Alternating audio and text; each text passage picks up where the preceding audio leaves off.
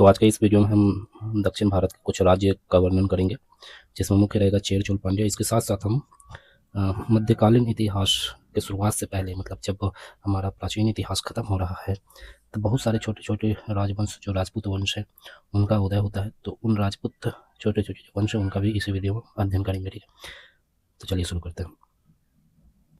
तो वंश को पढ़ने से पहले एक चीज़ जान लेते हैं संगम काल के बारे में। ठीक है, तो 100 ईस्वी से 250 ईस्वी के बीच मध्य दक्षिण भारत में, ठीक है, पांड्य राजा, ठीक है, दक्षिण भारत में 3 राज हुए थे। कौन कौन? चेर चोल पांड्य। ठीक है, तीनों जो तो केरला और तमिलनाडु में बेचता है। ये केरला हो गया हमारा, और यदि ये तमिलनाडु हुआ तो ये केरला वाला जो रीजन था वो चेर था, और तमिलनाडु का ऊपरी वाला हिस्सा जो था वो चोल था, और दक्षिणी वाला हिस्सा जो था वो पांड्य था। ठीक है, चेर चोल पांड्य। तो वो जो पांड्य का जो राजा थे, उन कवियों के 3 विशाल सम्मेलन बनाए। इसमें कवियों का सम्मेलन हुआ, मीटिंग जिसको बोल सकते हैं, और इसे ही तमिल भाषा में क्या बोलते हैं? संगम कहते हैं, कवियों के संगम। इन कवियों के द्वारा समय में कई तमिल साहित्य की रचना की गई। इन्हीं तमिल साहित्य को संगम इतिहास भी साहित्य भी कहा जाता है। और इस तरह का जो संगम हुआ वो 3 संगम हुआ। इतिहास में 3 संगमों का वर्णन मिलता है। प्रथम संगम जो था यह मदुरै में आयोजित हुआ था। इंपॉर्टेंट है, पूछा जाता है मदुरै। प्रथम संगम मदुरै था क्या? तो मदुरै वही पांड्य की राजधानी थी। इसकी अध्यक्षता अगस्त ऋषि ने की थी, वही ऋषि जो आर्यन को दक्षिण भारत ले गए थे। इस सम्मेलन में 89 राजाओं ने भाग लिया था, यानी कि 90 से 1 कम। वर्तमान में जो है वो दक्षिणी मदुरै जो है वो जलमग्न हो गया है, जिस कारण इस संगम में कोई साहित्य की लिखे गए साहित्य की कोई जानकारी नहीं है। ठीक है, इसके बाद हुआ हमारा द्वितीय संगम या कटापुरम अलायव जिसे कहते हैं। प्रारंभ में इसकी अध्यक्षता अगस्त ऋषि ने की, लेकिन बाद में क्या हो गया? तोल्काप्पियर ने किया। इसी सम्मेलन में तोल्काप्पियर ने तोल्काप्पियम नामक साहित्य की रचना की। इस संगम में 59 राजाओं ने भाग लिया। ठीक है, 60 से 1 कम। तृतीय संगम, इसकी अध्यक्षता नकीरनर ने किया, और इसमें 49 राजाओं ने भाग लिया। सब में 9 लास्ट में 50 से कम। इस संगम में लिखे गए साहित्य का कोई भी स्पष्ट साक्ष्य नहीं मिला है।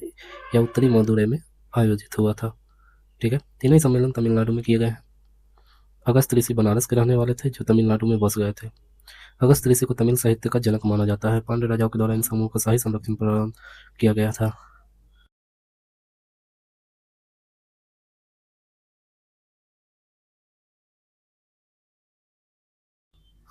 तो इसमें सब तीनों है कौन? चोल, चेर और पांड्य। इसमें सबसे ज़्यादा इंपॉर्टेंट है चोल वंश। ठीक है, ऐसे संगम साहित्य का जो भी करवाया है उसका श्रेय जाता है पांड्य वंश को। ठीक है, तो चोल वंश के बारे में पढ़ते हैं सबसे पहले। इसमें सबसे प्राचीन था चोल। इसके बारे में प्रथम जानकारी पाणिनि की रचना अष्टाध्यायी से मिलती है। इंपॉर्टेंट है, अष्टाध्यायी से मिलता है। चोल साम्राज्य तमिलनाडु के पूर्वी भाग में था। ठीक है, इसकी प्रथम राजधानी क्या थी? उदयपुर। इसकी मुख्य राजधानी तंजौर थी, तमिलनाडु में है अभी। तंजावुर कहते हैं इसको इंग्लिश में। इस वंश की दूसरी राजधानी कांचीपुरम थी, जो तमिलनाडु में बनाई गई थी। पहले तंजौर थी, बाद में ये जो तंजौर रहती है वो पल्लव की राजधानी हो जाती है। किसकी राजधानी? पल्लव वंश इनको और दक्षिण की ओर धकेल देते हैं, जिसके शासक हुए नरसिंह वर्मन, महेंद्र वर्मन। ठीक है, इनकी राजकीय चिन्ह क्या था? बाघ। उदयपुर सूती वस्त्र के लिए विश्व प्रसिद्ध था, कॉटन। और ऐसा बोला जाता है कि इस समय सूती वस्त्र जो था सेब के केचुआ, ठीक है, पोआ जिसे बोलते हैं, उससे भी पतले होते थे। चोल साम्राज्य कावेरी नदी के उपजाऊ मैदान में था, जिस कारण कहा जाता है जितने क्षेत्र पर एक हाथी सोता था उतने ही क्षेत्र पर अनाज उगाया जा सकता था, जिससे 1 वर्ष तक 7 लोगों का पेट भरा जा सकता था। मतलब कि यदि एक हाथी भर एरिया ले लें और उससे 1 साल उस पर अनाज उगाए तो 7 लोग को अन्न उतना में मिल सकता है। चोल वंश का पहला शासक क्या कौन था? विजयालय। इस वंश का सबसे प्रतापी शासक करिकाल था। इसने श्रीलंका को जीत लिया था और वहां से 12,000 द्वार लाया और कावेरी नदी पर 160 मीटर लंबा बांध बनवाया। यह भारत का सबसे पहला बांध था, सबसे पहला बांध। इसे ग्रैंड बांध कहते हैं। करिकाल ने पुहार नामक बंदरगाह बनवाया। कौन सा? पुहार नामक बंदरगाह, पुहार नामक, जिसे कावेरी पट्टनम कहते हैं। ठीक है, कावेरी पट्टनम। एलोरा तथा पेरुनरकल्ली इस वंश के अन्य शासक थे। चोल वंश 5वीं शताब्दी आते आते अत्यंत कमजोर हो गया और सामंती जीवन जीने लगा। 8वीं शताब्दी पुनः चोलों का उदय हुआ। ठीक है, उसको बाद में पढ़ेंगे। चोल का 2 बार पढ़ते हैं, एक बार प्राचीन इतिहास में, एक मध्यकालीन इतिहास में। फिर आता है चेर वंश। ऐतरेय ब्राह्मण ग्रंथ में इसे चेरा पद कहा गया है। ऐतरेय किसका ब्राह्मण ग्रंथ है? ऋग्वेद का। ठीक है, अशोक के द्वितीय शिलालेख में इसे केरल पुत्र कहा गया है। इनका क्षेत्र केरल मालाबार में था। चेर वंश का प्रथम शासक कौन था? उदयन चेरल, और यह केरल का प्राचीन नाम था। इनकी राजधानी बंजी या करूर थी। राज्य चिन्ह इनका धनुष था। उदयन चेरल ने महाभारत युद्ध के सैनिकों के लिए भोज करवाया था। ठीक है, अगला शासक सेन गुट्टुवन था। इसे लाल चेर भी कहते हैं, ठीक है, लाल चेर। इस वंश का सबसे प्रतापित शासक सेन गुट्टवन था। अपनी पत्नी पूछा, कन्नगी पूजा किस चीज़ को कहते प्रारंभ किया था? इस पूजा में उसने श्रीलंका तथा पड़ोस के राजाओं को भी आमंत्रित किया था। इस वंश का अगली शासक कौन था? आदि गमान, जिसने गन्ने की खेती प्रारंभ करवाई थी। चेर वंश का अंतिम शासक था कुडय कोयल, ठीक है, जिसे हाथी की आंख वाला कहा जाता है। इस शासक के समय पेरून जेरल पिपरोय विद्वानों का संरक्षण था, ठीक है। इस वंश का प्रमुख बंदरगाह मुजरिस था, रोमन व्यापार का केंद्र था। दूसरी सदी के अंत में इसका समाप्ति हो गया। अब आते पांड्य वंश पे। इसकी राजधानी राजभाषा तमिल थी। यह मातृसत्तात्मक था तथा मोतियों के लिए प्रसिद्ध था। इंपॉर्टेंट है। पांड्य राजाओं ने तीनों संगम का आयोजन करवाया था। पांड्य वंश की प्रथम जानकारी मेगास्थनीज की पुस्तक इंडिका से मिलती है। पांड्य वंश का क्षेत्र तमिलनाडु का दक्षिणी भाग, राजधानी मदुरै। इनके जन्म राज्य के चिन्ह मछली थे, कार्प। पांड्य वंश का प्रथम शासक नोडियन था, समुद्र पूजा प्रारंभ की थी। इस वंश का सबसे प्रतापी शासक नेडुजेलियन था। 290 ईस्वी में हुए तलैया लंगानम के युद्ध में चेरचोल पांड्य तथा 5 अन्य राजाओं एक साथ पराजित कर दिया। चेरचोल तथा 5 अन्य राजाओं को एक साथ पराजित कर दिया। इस वंश का अंतिम शासक नल्ली वकोडन था, जिसे मारा वर्मन राजसिंह महाबली बोला जाता है। 5वीं सदी आते आते पांड्य वंश अस्तित्व विहीन हो गया। पांड्य वंश के राजाओं को रोम के राजा से अच्छा संबंध था, ठीक है, रोम के राजा से। इन्होंने अपने दूत रोम के राजा अगस्टस के दरबार में भेजा था। पांड्य वंश के राजधानी मदुरै को त्योहारों का शहर कहते हैं, अभी भी है। मीनाक्षी मंदिर विश्व प्रसिद्ध है यहाँ का। अशोक के शिलालेख महाभारत और एवं रामायण से इस वंश की शिलालेख से महाभारत तथा रामायण से इस वंश की जानकारी मिलती है। मेगास्थनीज ने इस वंश को महावर नाम से वर्णन किया है। श्री मरावल्लभ, ठीक है, अपने शासनकाल में कई सिंचाई परियोजना शुरू करवाई थी। इसके निर्माण में ईंट और ग्रेनाइट का प्रयोग किया गया था। मैं अब क्यों होश में आता हूँ। मरावर्मन राज सिंह तृतीय, ठीक है, एक ऐसा पांड्य शासक था जिसने कुडम्बलूर में तंजावुर के चोल राजा का विरोध किया था। शिल्पाधिकारम बहुत इंपॉर्टेंट बुक है, बार बार पूछा जाता है, वेरी इंपॉर्टेंट। नेदुनैंजेलियन का प्रथम का वर्णन मिलता है और ये तमिल साहित्य के प्रथम महाकाव्य के रूप में जाना जाता है। समकालीन बंदरगाह का बात कर लेते हैं, थोड़ा इंपॉर्टेंट है, पूछा जाता है कि कहाँ था, क्या होता था इसमें। तो सबसे पहले चेर बंदरगाह की बात करें तो बंदेर, चेर और मुजरिस था। चोल बंदरगाह की बात करें तो पुहार और उरई था, ठीक है, जो बना कहाँ था? कावेरी नदी, है ना, और उसका क्या कहता है, समुद्र का जहाँ मिलन होता है वहाँ पे। पांड्य बंदरगाह कौन था? सैल्यूड और कोरकाई, इंपॉर्टेंट है। समकालीन साहित्य की चर्चा कर लिया, ऐसे तो दो तो हम ऊपर देख लिए। पहला संगम और दूसरा तृतीय संगम में कोई साहित्य का साक्ष्य नहीं मिला है, दूसरा संगम में मिला है। संगम साहित्य तमिल भाषा में लिखे गए हैं। तमिलकम या द्रविड़ साहित्य भी इसे कहते हैं, जो निम्नलिखित है। सबसे पहले तोल्कापियम व्याकरण से है, इसकी रचना तोल्कापियार ने की थी। और तोल्कापियार कौन थे? तो ये दूसरे जो संगम हुआ था उसके अध्यक्ष थे, बाद में रहते दूसरे संगम का है। पहला अध्यक्ष कौन थे? अगस्त मुनि। फिर है तिरुकुड़ल या कुड़ाल जिसे कहते हैं, तमिल साहित्य का बाइबल कहा जाता है इसे, ठीक है, ये सारे इंपॉर्टेंट बुक है। फिर है जीवक चिंतामणि, इसका संबंध जैन धर्म से है, इसकी रचना तिरुत्कविदेर ने की है। फिर है शिल्पाधिकारम, ठीक है, इसका संबंध भी जैन धर्म से, इसमें नुपुर की कहानी है। और तमिल काव्य का इलियट भी कहा जाता है, ठीक है, इसकी रचना इलांगो आदिगल ने की है। इंपॉर्टेंट है इलांगो आदिगल, इलांगो। राजा कोवलन अपनी पत्नी कन्नगी को छोड़कर माधवी नामक नर्तकी के प्रेम में फंस जाता है और धन को लुटाने के बाद उससे पश्चाताप होता है और अपनी पत्नी के पास लौटता है। उसकी पत्नी कन्नगी ने उसे अपना एक पायल दिया, जिसे बेचकर वो मदुरै में व्यापार प्रारंभ करता है, किंतु कोवलन पर मदुरै की रानी का पायल चुराने का आरोप लगा दिया गया और उसे फांसी दे दी गई। और इस चीज से क्रोधित होकर के कोवलन की पत्नी कन्नगी जो है, ठीक है, श्राप दे देती है मदुरै के रानी को और मदुरै शहर ही नष्ट हो जाता है। यही चीज जो है ना, ये कहानी है शिल्पाधिकारम की, ठीक है, शिल्पाधिकारम इंपॉर्टेंट बुक। मणि मेखले की बात करते हैं, जो 5वां ग्रंथ है, बहुत इंपॉर्टेंट है ये भी। इसका संबंध बौद्ध धर्म से है। इसमें कोवलन तथा माधवी से उत्पन्न संतान मणि मेखले की चर्चा है। कौन माधवी? वही जिसके प्रेम में आकर के कोवलन अपना सारा कुछ बर्बाद कर देता है, बौद्ध धर्म अपना लिया था, ठीक है, मणि मेखले। इसकी रचना शीतलैस सतनार, ठीक है, द्वारा की गया है, ठीक है, शीतलैस सतनार इंपॉर्टेंट है, मणि मेखले के रचनाकार। इससे तमिल काव्य की ओडिसी भी कहा जाता है। ओडिसी, ओडिसी क्या है? और इससे पहले जो ऊपर वाला था वो इलियट था। इलियट और ओडिसी ये जो है बहुत बड़े फेमस पोएम हुआ। ये ओडिसी जो था और इलियट जो था ये रचना है इंग्लिश लिटरेचर में बहुत इंपॉर्टेंट रचना है। ओडिसी जो है वो होमर के द्वारा लिखा गया है, ठीक है, होमर के द्वारा, तो उसी से इसका तुलना किया गया है, ठीक है। मणि मेखला को ओडिसी बोला जाता है और उसको इलियट। अब आते हैं, ये सारे वंश तो हमारा जो इंपॉर्टेंट था चेर चोल पांड्य खत्म हो गया। इसके बाद एक वाकाटक वंश है। इसकी स्थापना विंध्य शक्ति 255 ईस्वी में किया था। सातवाहन वंश के अंत के बाद इस क्षेत्र पर वाकाटक वंश का आगमन हुआ। सातवाहन वंश था ना, जब कण्व वंश समाप्त होता है तो सातवाहन वंश आता है मगध पे, लेकिन धीरे धीरे जो वो चीज़ था ना विदेशी आक्रमणकारी के कारण ये जो वंश था वो मगध से शिफ्ट होकर के मध्य भारत में आ चुका था। उसमें भी मध्य भारत से और मध्य प्रदेश से और बाहर महाराष्ट्र वगैरह के रीजन में आ चुका था, तो अब वो मगध रहा नहीं था। तो उसी का जब समाप्त होता तो उस पर वकाटक वंश आता है। इन्होंने अपनी राजधानी कहाँ बनाया था? बरार। बीदर और बरार वगैरह है ना, ये ब्राह्मण धर्म को मानते थे, ये शैव संप्रदाय के थे। इस वंश का सबसे प्रतापित शासक कौन था? प्रवरसेन। इन्होंने 4 अश्वमेध यज्ञ, एक वाजपेयी यज्ञ करवाया था। इस वंश के शासक रुद्रसेन का विवाह प्रभावती थी, वह प्रभावती चंद्रगुप्त थी तथा देवी की पुत्री थी। देवी कौन? कुमार देवी। ठीक है। इस विवाह के कारण गुप्त तथा वाकाटक के बीच महत्वपूर्ण संबंध स्थापित हुए। समुद्रगुप्त के प्रयाग प्रशस्ति अभिलेख में वाकाटक की जानकारी नहीं मिलती है, क्योंकि इस अभिलेख में केवल जीते गए क्षेत्र की चर्चा है। वाकाटक वंश का अंतिम शासक पृथ्वीसेन तृतीय था। शक्ति धीरे धीरे कमजोर हो गई और इनके स्थान पर चालुक्य वंश का उदय हो गया। इंपॉर्टेंट है चालुक्य वंश, क्योंकि इसकी 3-4 शाखाएं हैं। सतपुरा दक्षिण में चालुक्य वंश का उदय हुआ। 3 शाखाएं थी, बतापी, कल्याणी और बेंगी। ऐसे 4 बोला जाता है। एक गुजरात वाला भी था जिसे अनिलवाड़ या सोलंकी का चालुक्य बोलते हैं, और वही चालुक्य के समय ही जो गुजरात वाला था मोहम्मद गजनवी आक्रमण करता है, जिसके राजा हुए भीम द्वितीय वगैरह हुए। तो चालुक्य सबसे पहले बतापी या बदामी का चालुक्य को पढ़ते हैं, या वर्तमान नाम बदामी ही है। यह तीनों चालुक्य में सबसे पश्चिम में स्थित था। इसी ने चालुक्य की नींव रखी थी। ठीक है। बाद में बाकी सब चालुक्य इसी से अलग हुए थे। इसके संस्थापक जयसिंह थे, जिसके बारे में जानकारी कायरा ताम्र अभिलेख से मिलता है। इनके सामंत के रूप में ही शासन किया, क्योंकि यह स्वतंत्र शासक नहीं थे। इन्होंने बतापी कर्नाटक को अपनी राजधानी बनाया था। पुलकेशिन द्वितीय इस वंश के सबसे प्रतापी और महान शासक थे, जिन्होंने हर्षवर्धन को हराया था। और जानकारी किससे मिलती है ये चीज? एहोल अभिलेख से। इसने नर्मदा नदी को पार करके कन्नौज के शासक हर्षवर्धन को हराया था, बोले थे ना। इसने दक्षिण भारत में पल्लव शासक महेंद्र वर्मन को भी पराजित किया था, बहुत इंपॉर्टेंट रूलर था, उसको भी पराजित किया था। उसकी राजधानी कांची को जीतकर कांची कुंड की उपाधि धारण की थी। कांचीपुरम को बोलते हैं। ठीक है। जो अभी तमिलनाडु में कांचीपुरम।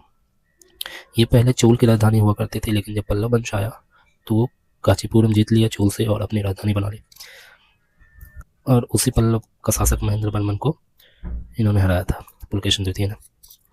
पुलकेशिन द्वितीय ने दोबारा पल्लव पर आक्रमण किया, किंतु पल्लव शासक नरसिंह वर्मन इस बार आ गया। ठीक है। पहले महेंद्र वर्मन थे, फिर नरसिंह वर्मन। ठीक है। यम के बाद यह आता है, ऐसे भी याद रख सकते हैं। इसे पराजित कर दिया। उसका बेटा था, बाप का बदला ले लिया।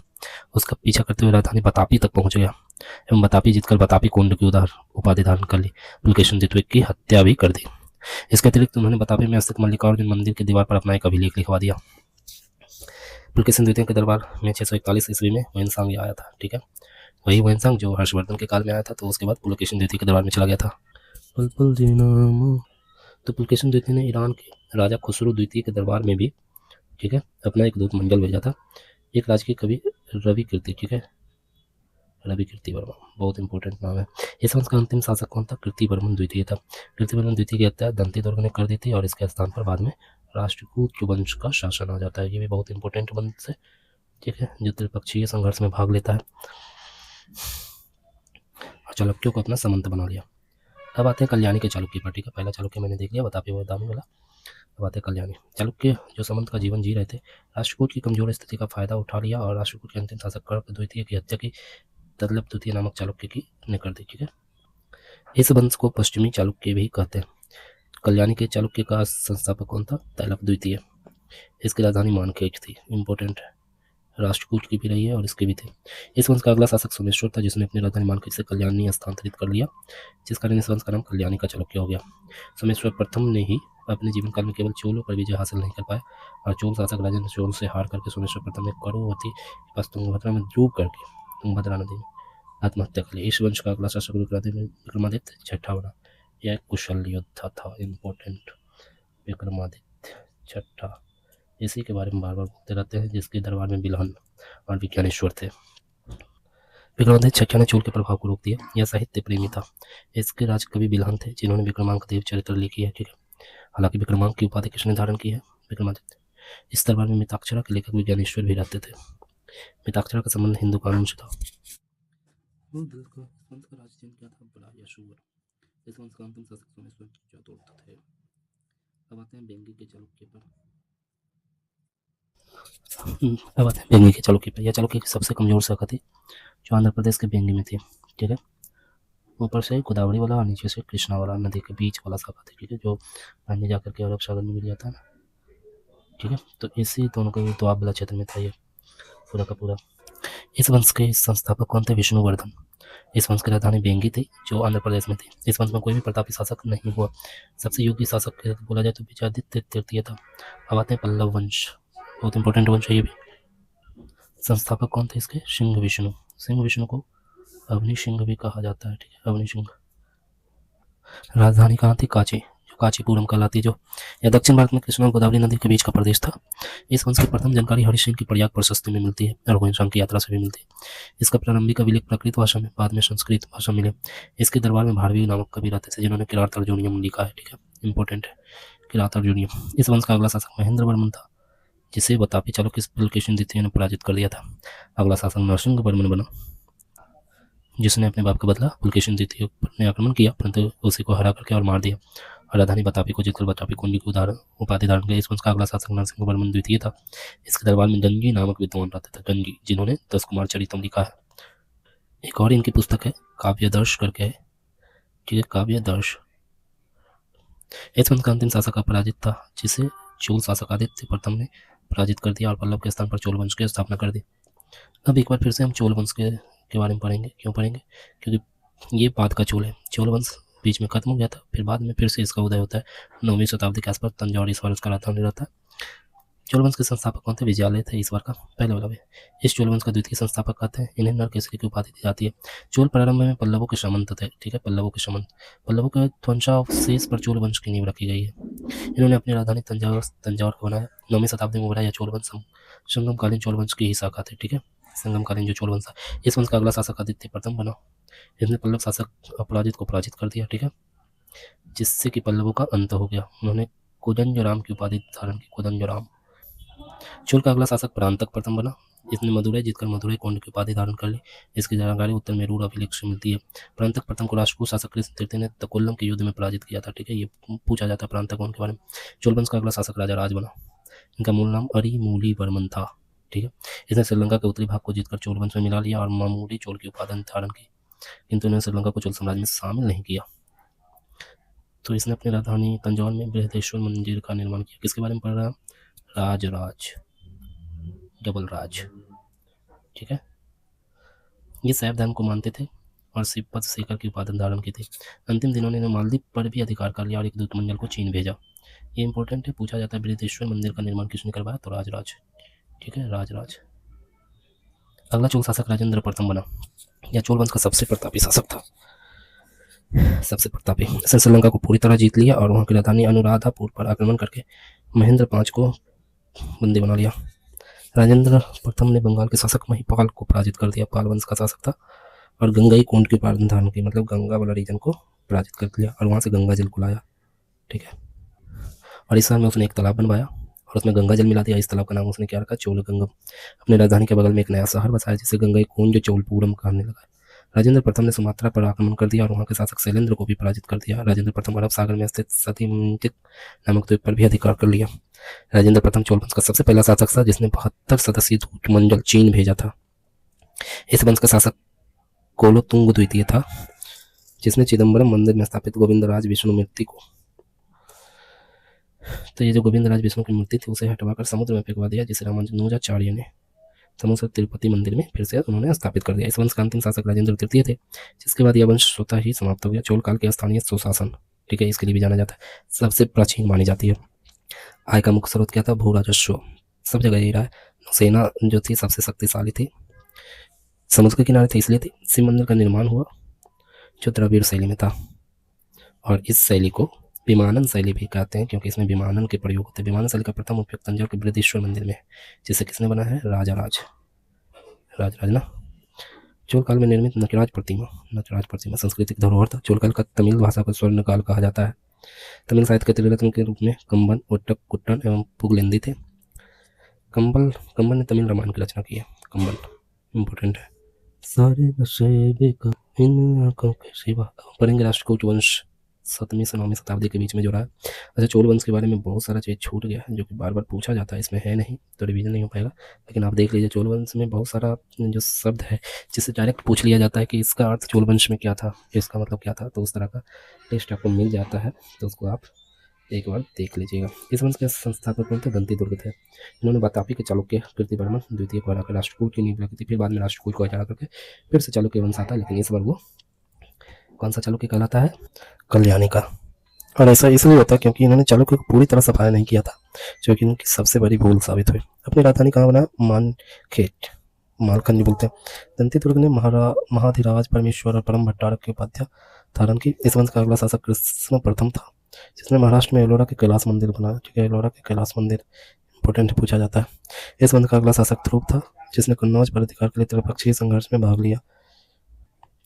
ये जो त्रिपक्षीय संघर्ष कन्नौज के लिए जो चला था वो 100 वर्षों तक चला था। सर्वाधिक जीत राष्ट्रकूट की ही हुई थी, किंतु अंतिम विजय प्रतिहार की हुई, गुर्जर प्रतिहार की।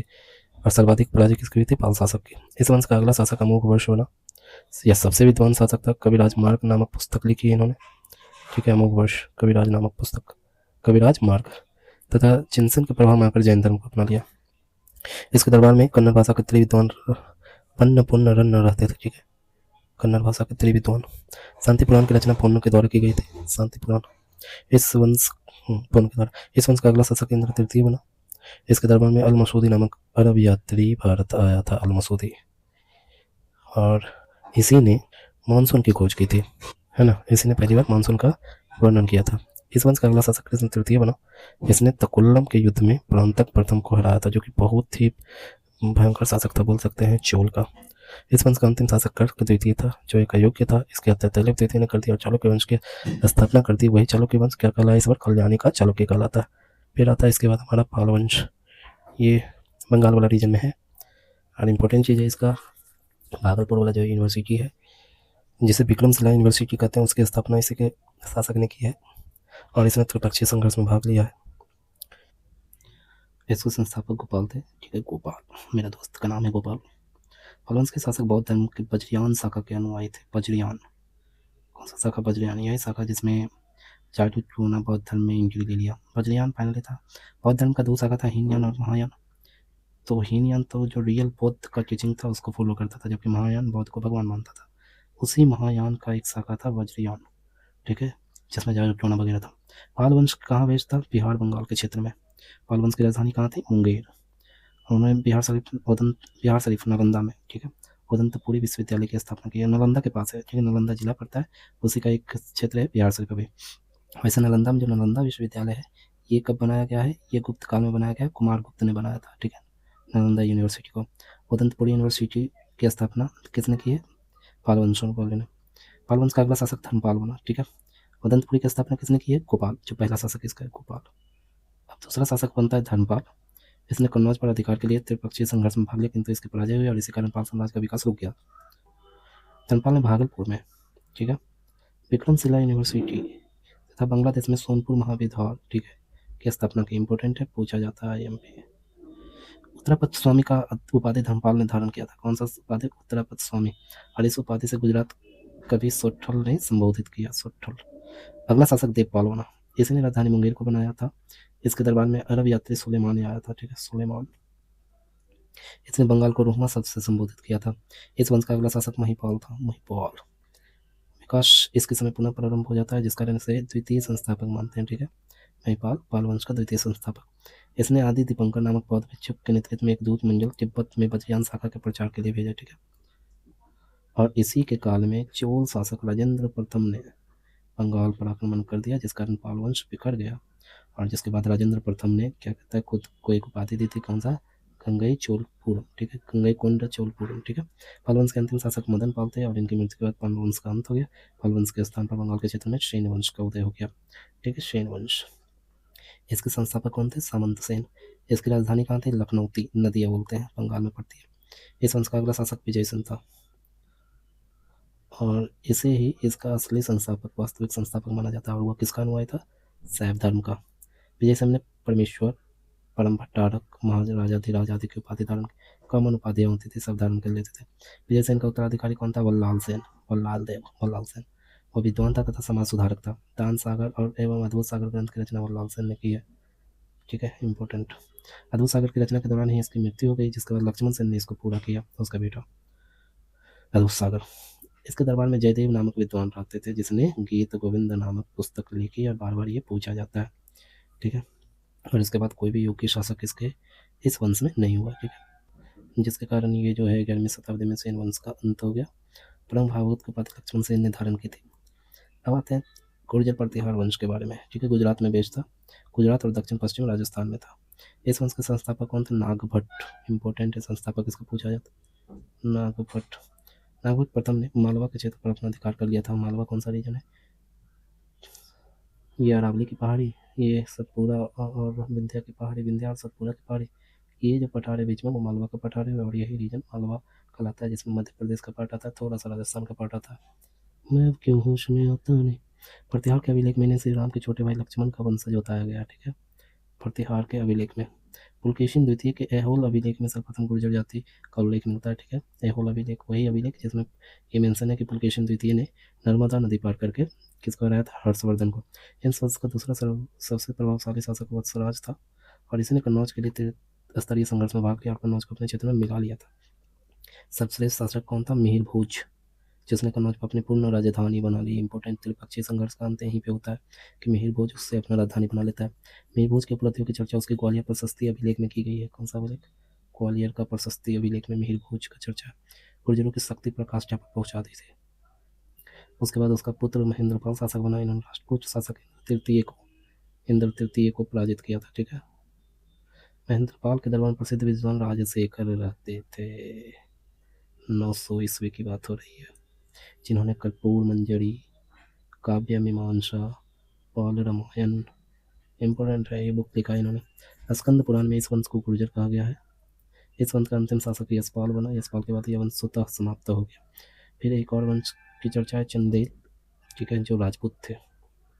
ऐसे ऊपर के भी जो वंश थे ना उनको भी राजपूत माना जाता है, लेकिन चंदेल ये राजपूत थे, जिसे जजाक भुक्ति वंश भी कहा जाता है। मध्य प्रदेश के क्षेत्र में था, इसे जजाक भुक्ति वंश भी कहा जाता है। इसके संस्थापक कौन थे? नन्नुक। ये जो मध्य प्रदेश वाला है ना, ये मध्य प्रदेश बोल सकते हैं इस तरीके से जो बना हुआ है, जो भी मध्य प्रदेश है, ये इधर इसका यूपी है, और इधर राजस्थान बोल सकते हैं, इधर महाराष्ट्र, ठीक है, उधर छत्तीसगढ़। तो ये वाला जो एरिया है मध्य प्रदेश का, ठीक है, मतलब पूर्वी एरिया जो है वो हमारा इसका यही चंदेल का एरिया है, और यही खजुराहो का मंदिर है। चंदेल शासक मंदिर क्षेत्र में पेशर शैली दोनों का जो 3 तरह का शैली था ना, एक नागर शैली, दूसरा द्रविड़ शैली, और तीसरा पेशर शैली। तो नागर और द्रविड़ का मिश्रण था पेशर शैली, जो मध्य भारत में मिलता है। मध्य भारत में अधिकांश मंदिर है इसी शैली में। खजुराहो में विष्णु मंदिर बनवाया, ठीक है। इस मंदिर को खजुराहो का चतुर्भुज मंदिर भी कहते हैं। प्रारंभ में इसकी राजधानी कालिंजर महोबा थी, ठीक है, अभी महोबा बोलते कालिंजर, किंतु बाद में इसे खजुराहो स्थानांतरित कर दिया गया। इस वंश का अगला शासक यशोवर्मन बना, ठीक है, नन्नू के बाद यशोवर्मन। इस वंश का अगला शासक धंग था। कौन था? धंग या शिव कुमार था। इसने खजुराहो में एक विशाल शिव मंदिर निर्माण करवाया, जिसे कंदरिया महादेव के नाम से जाना जाता है। इस मंदिर के प्रांगण में नंदी बैल की मूर्ति है, जो कि सबसे बड़ी नंदी बैल की प्रतिमा है। राजा धंग ने जिन्नाथ, विश्वनाथ, वैद्यनाथ मंदिर का निर्माण करवाया। धंग ने प्रयाग में गंगा यमुना के संगम पर जल समाधि ले ली, ठीक है, गंगा यमुना प्रयागराज में। इस वंश का सबसे प्रतापित शासक विद्याधर था, जिसने गुजरात के शासक राज्यपाल की हत्या कर दी, क्योंकि इसने महमूद गजनवी का सामना नहीं किया था, बल्कि जड़ से भाग गया था। ये इंपॉर्टेंट पॉइंट है। कब तक आया गजनवी वगैरह? जब 1000 से लेकर के कब 1027 ईस्वी तक जब आक्रमण हो रहा था, तब जब गुजरात पे आक्रमण किया था, तो वहाँ का शासक राज्यपाल था, वो सामना नहीं किया था, भाग गया था, तो इसने उसको उसकी हत्या कर दी। यह एकमात्र भारतीय शासक था जिसने महमूद गजनवी की महत्वाकांक्षाओं का सफलतापूर्वक विरोध किया था। इस वंश का अंतिम शासक परमती देव था, जिसे पृथ्वीराज चौहान तृतीय, वही पृथ्वीराज चौहान जो रियल में, और वो पराजित कर दिए थे और उसको अपना क्षेत्र में मिला था। अल्लाह रुदल दोनों भाई। परमादेव का सेनापति था, जो पृथ्वीराज चौहान के साथ युद्ध करते करते उनकी मृत्यु हो गई। अल्लाह और रुदल, ठीक है। परमादेव ने कुतुबुद्दीन ऐबक की अधीनता स्वीकार कर ली, जिसके कारण उसके मंत्री अजय देव ने उनकी हत्या कर दी। अंततः कुतुबुद्दीन ऐबक ने पृथ्वीराज चौहान को हराकर दिल्ली सल्तनत में मिला लिया, ठीक है। अब कुछ छोटे राजवंश की चर्चा हम कर लेते हैं। छोटे छोटे राजवंश से जनरली पूछा नहीं जाता, लेकिन कभी पूछ दिया गया तो इसको छोड़ना जरूरी नहीं। सबसे पहला है मैत्रक। इसका संस्थापक भट्टारक थे। यह गुजरात के सौराष्ट्र में था। राजधानी इसकी वल्लभी थी। वल्लभी जो जैन धर्म का प्रमुख केंद्र था, है ना। 512 ईस्वी में द्वितीय जैन संगति वल्लभी में हुई। ये गुप्त के सामंत थे। दूसरा है कलचुरी वंश, ठीक है, जिसे चेदी वंश भी कहते हैं। यह मध्य प्रदेश के त्रिपुरी क्षेत्र में था। इस वंश का संस्थापक कुक्कल प्रथम। राजधानी त्रिपुरी। प्रतापी शासक कौन थे? गंगेय देव। इन्होंने विक्रमादित्य की उपाधि धारण की थी। अगला है गौड़ वंश, ये बहुत इंपॉर्टेंट है। गौड़ वंश बंगाल के क्षेत्र में है। सबसे प्रतापी शासक शशांक था, वही शशांक जिसने हर्षवर्धन के बड़े भाई की हत्या कर दी थी। बाद में हर्षवर्धन ने इसकी हत्या राजवर्धन की हत्या कर दी थी तथा महाबोधि वृक्ष को कटवा कर उसमें आग लगवा दिया था, और इसकी हत्या किसने कर दी? हर्षवर्धन ने, जिसके बाद यह पूर्णतः समाप्त हो गया। फिर पूर्वी गंग वंश, यह उड़ीसा तथा आंध्र प्रदेश में था। संस्थापक कौन थे? अमंदवर्धन। पुरी में जगन्नाथ मंदिर बनवाया है, ठीक है। वो पूछा जाता है जगन्नाथ मंदिर किस वंश ने बनवाया, तो गंग वंश ने या पूर्वी गंग वंश ने। इसके शासक नरसिंह प्रथम ने कोणार्क में सूर्य मंदिर बनवाया, जिसे ब्लैक पैगोडा भी कहा जाता है। और इसी वंश के शासक नरसिंह देव ने भुवनेश्वर में लिंगराज मंदिर का निर्माण करवाया। इसके आगे काकतीय वंश जो तेलंगाना में बेस्ड है, या तेलंगाना में था। छोटा सा वंश है, इसके संस्थापक विजय प्रथम। इस वंश का अगला शासक प्रताप रुद्रदेव था, जिसके शासन में मालिक कफूर ने आक्रमण किया था। इसने बिना लड़े अधीनता स्वीकार कर लिया और सोने की प्रतिमा को जंजीर लगाकर तथा कोहिनूर हीरा अलाउद्दीन खिलजी के दरबार में भेंट कर दिया था। यही वंश था जिसके पास कोहिनूर हीरा था। उसके बाद यह वंश स्वतः समाप्त हो जाता है। फिर अलाउद्दीन खिलजी का इस पर मतलब सल्तनत काल का इस पर अधिकार हो जाता है। फिर आता है यादव वंश, यह महाराष्ट्र के देवगिरी के क्षेत्र में था, ठीक है। इसके संस्थापक विल्लम पंचम थे। इसकी राजधानी देवगिरी थी। इस वंश के शासक रामचंद्र देव को मलिक कफूर ने पराजित किया था, किंतु इसको वीरता को देख करके देवगिरी का जागीरदार बना दिया गया। फिर है होयसल वंश, इस वंश के संस्थापक विष्णु वर्मन थे, ठीक है। यादव वंश के सामंत थे ये। इन्होंने अपनी राजधानी द्वार समुद्र, जो कि अभी क्या है हलेबीड, ठीक है, कहाँ पड़ता है? कर्नाटक में, को बनाया। इन्होंने वेल्लूर में चन्ना केशव मंदिर बनवाया, वेल्लूर में। इस वंश का अंतिम शासक वीर बल्लाल तृतीय था, जिसने मालिक कफूर ने पराजित कर दिया और यह वंश समाप्त हो गया। अलाउद्दीन खिलजी ने द्वार समुद्र को नहीं जीत पाया, ठीक है। कश्मीर का इतिहास थोड़ा देख लेते हैं। राजतरंगिणी में जो है ना, कश्मीर के इतिहास के बारे में जानकारी जो है ना, संस्कृत के कलहन की पुस्तक राजतरंगिणी से मिलती है। राजतरंगिणी क्या है? एक संस्कृत साहित्य है जिसमें क्रमबद्ध तरीके से इतिहास लिखने का पहली बार प्रयास किया जाता है। मतलब ये बोला जा सकता है कि इतिहास की प्रथम पुस्तक है, और ये पक्षपात रहित होकर राजा के गुणों और दोषों का वर्णन किया है। इसमें 3 वंश की चर्चा है, ठीक है। कैसे याद रखेंगे? KUL करके, ठीक है। कश्मीर के कुल की चर्चा कर रहे हैं तो KUL, करकाट, उत्पाल और लोहार वंश, ठीक है। अब सबसे पहले करकाट वंश 558 ईस्वी से लेकर के 855 ईस्वी तक। इसके संस्थापक कौन थे? दुर्लभ वर्धन। इसके दरबार में हुइनसांग कश्मीर आया था। इस वंश का शासक तारापिंड सबसे क्रूर शासक था। इस वंश का सबसे योग्य शासक ललितादित्य मुक्तापिंड था, जिसने मालवा के चंदेल शासक यशोवर्मन को पराजित कर दिया था, ठीक है। उसके जो संस्थापक थे। कश्मीर में सूर्य का प्रसिद्ध मार्तंड मंदिर ललितादित्य द्वारा बनवाया गया, ठीक है। ये इंपॉर्टेंट है, मार्तंड मंदिर जो है ललितादित्य द्वारा बनवाया गया था। कुछ लोग बोलते हैं कि कश्मीर मुस्लिम का है, कहाँ है मुस्लिम इतिहास में? कश्मीर में। इस वंश का अंतिम शासक उत्पल पीर को मंत्री ने राज्यच्युत करके अवंती वर्मन को गद्दी पर बैठाया और काटकर वंश का अंत हो गया, ठीक है। उत्पल पीर। अब आता है उत्पल वंश। इस वंश का संस्थापक कौन था? अवंती वर्मन। इन्होंने अवंतीपुर नामक नगर बनवाए। रत्नाकर एवं आनंदवर्धन नामक कवि अवंती वर्मन के दरबार में रहा करते थे। अवंती वर्मन योग्य मंत्री सुर था। कौन था? एक मंत्री सुर नाम था उसका। अवंती वर्मन की मृत्यु के बाद उसके पत्नी सुगंधा ने शासन किया। इनकी मृत्यु के बाद इस वंश की बागडोर संग्राम राज के हाथ में आए, किंतु संग्राम राज इस वंश का अंत करके लोहार वंश, ठीक है, लोहार वंश का स्थापना कर दी। आते हैं लोहार वंश पे। इस वंश के संस्थापक संग्राम राज थे, ठीक है। इस वंश का शासक हर्ष एक योग्य शासक था। इसके समय कश्मीर में भीषण अकाल पड़ा। इसने नीरो की उपाधि धारण की। हर्ष स्वयं को एक कवि था और कई भाषाओं का ज्ञाता भी था। इसके दरबार में कलहन, वही कलहन जिन्होंने राजतरंगिणी पुस्तक की रचना की थी। इस वंश का अंतिम शासक जयसिंह था। इसके बाद कश्मीर पर यवन आक्रमण हो गया। यवन आक्रमण के बाद कश्मीर पर तुर्क शासकों ने अधिकार कर लिया। सबसे योग्य तुर्क शासक जैनुलाब्दीन था, जिन्हें कश्मीर का अकबर कहा जाता है। फिर एक वर्मन वंश है जो कि असम के थे। असम को पहले पुराना नाम कामरूप है, प्राचीन नाम क्या था असम का? कामरूप। इस वंश का संस्थापक कौन था? पुष्य वर्मन। यह समुद्रगुप्त के समकालीन था। असम को पहले प्रयाग ज्योतिषपुर भी कहा जाता था, ठीक है, दोनों, ये भी और ये भी। यह पुष्यपुर की राजधानी थी, ठीक है। इस वंश का सबसे शक्तिशाली शासक भूति वर्मन था। इस वंश का अंतिम शासक भास्कर वर्मन था। पुष्यभूति वंश के हर्षवर्धन ने समस्त कामरूप के साथ बंगाल के कुछ भाग पर अधिकार कर लिया और इसी के साथ कामरूप के वर्मन वंश का अंत हो गया। अंत में कामरूप पाल वंश का अंग बन गया, ठीक है। तो ये था हमारा कंप्लीट दक्षिण भारत का कुछ राज्य और कुछ छोटे छोटे राज्य।